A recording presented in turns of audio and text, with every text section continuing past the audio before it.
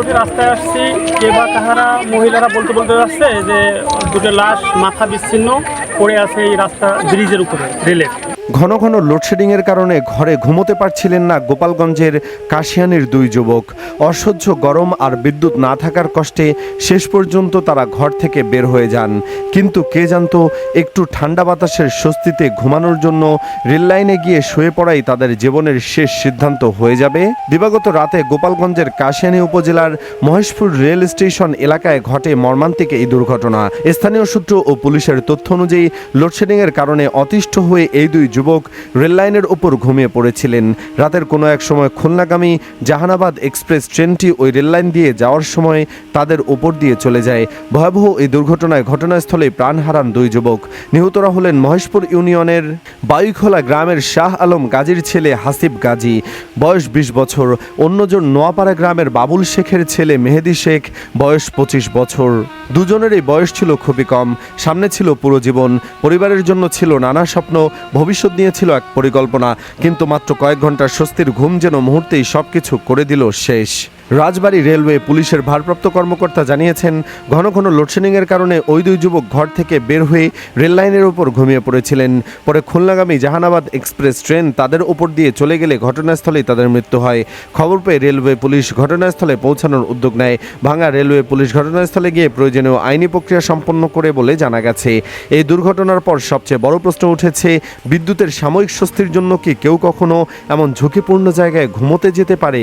একদিকে তীব্র গরম, অন্যদিকে ঘন ঘন লোডশেডিং, সব মিলিয়ে সাধারণ মানুষের জীবন যে কতটা দুর্বিষহ হয়ে উঠতে পারে এই ঘটনা যেন তার ভয়াবহ চিত্র তুলে ধরেছে।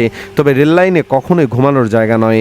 কয়েক মিনিটের অসতর্কতা যে একটি পরিবারের সারা জীবন কান্নার কারণ হয়ে যেতে পারে, এই ঘটনা তারই প্রমাণ। দুই তরুণের এমন করুণ মৃত্যুতে এলাকায় নেমে এসেছে শোকের ছায়া। পরিবারের সদস্যদের আহাজারিতে ভারী হয়ে উঠেছে পরিবেশ।